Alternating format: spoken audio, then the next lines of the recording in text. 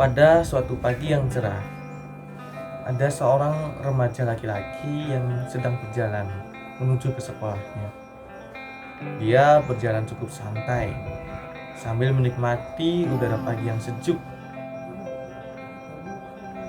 Untung saja perjalanan jarak dari sekolah ke rumahnya tidak terlalu jauh, sehingga dia bisa menempuh perjalanan dengan menggunakan jalan kaki.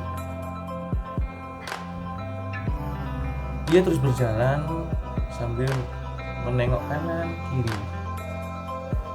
Dia berjalan santai, menikmati udara yang sejuk, hingga pada suatu saat ketika dia berada di separuh perjalanan, dia melihat sebuah kejadian yang membuat dia mempunyai rasa keinginan untuk menolong. Dia melihat seorang ibu-ibu yang rupanya akan pergi ke pasar untuk menjual barang dagangannya. Tapi ibu-ibu itu rupanya mendapatkan musibah. Barang dagangannya semuanya jatuh berantakan. Lalu ibu-ibu itu menangis. Anak laki-laki itu bimbang. Dalam hatinya sebenarnya dia ingin menolong, tapi dia menyadari kalau waktunya sebenarnya tidak mencukupi kalau menolong ibu-ibu itu. Aduh, gimana ya? Aku ingin menolong sebenarnya, tapi aduh gimana ya? Waktunya mepet lagi. Gimana ya? Kalau nggak ditolong kasihan ibu-ibu itu. Kalau menolong aku nanti dapat hukuman lagi. Gimana ya? Aduh gimana ya? Waktunya mepet. Jam 7 kurang 15. Aduh gimana ya?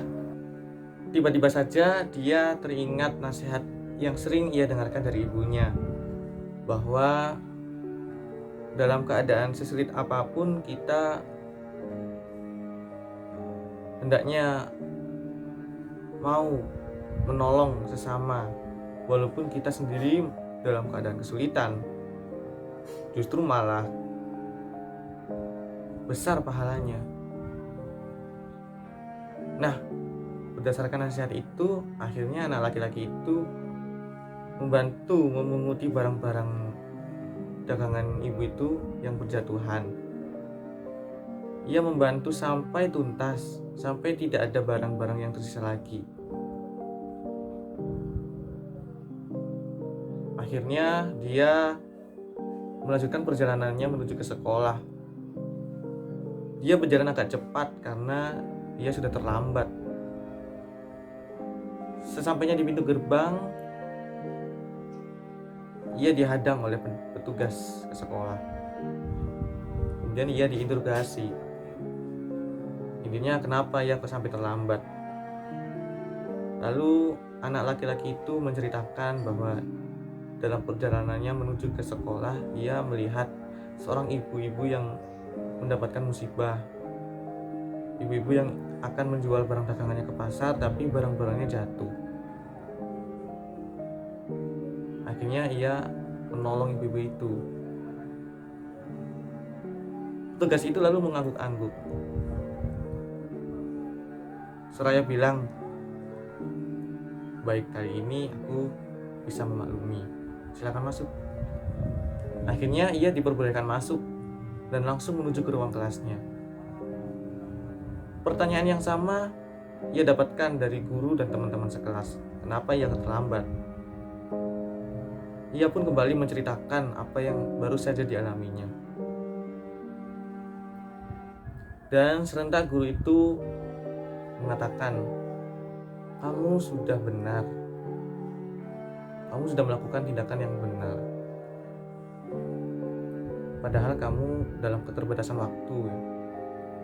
Mau berangkat ke sekolah, tapi kamu masih menolong. Kamu masih bisa menolong sesama. Oke, aku gak akan menghukum, karena itu kamu memang melakukan kebaikan. Oke, silakan mengikuti pelajaran. Akhirnya anak laki-laki itu bisa mengikuti pelajaran seperti biasa. nasihat yang dapat diambil dari kisah singkat ini, hendaknya kita berusaha untuk semampu kita untuk menolong sesama meskipun kita dalam kondisi yang sempit, dalam kondisi yang sulit. Insya Allah nanti ketika kita mau menolong, kita pun juga akan tertolong. Jika kita mengalami kesulitan, pasti kita banyak yang membantu, pasti kita banyak menolong.